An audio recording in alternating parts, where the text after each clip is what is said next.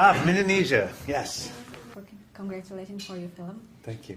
So the title of the film is Guardians of the Galaxy Volume 2, which is almost the same as the previous one, except you add the Volume 2 at the end.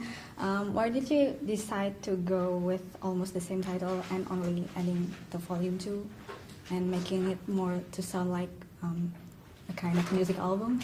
I think, the soundtrack album on the first movie was something that spoke to a lot of people, so making that a part of the actual title was something that worked.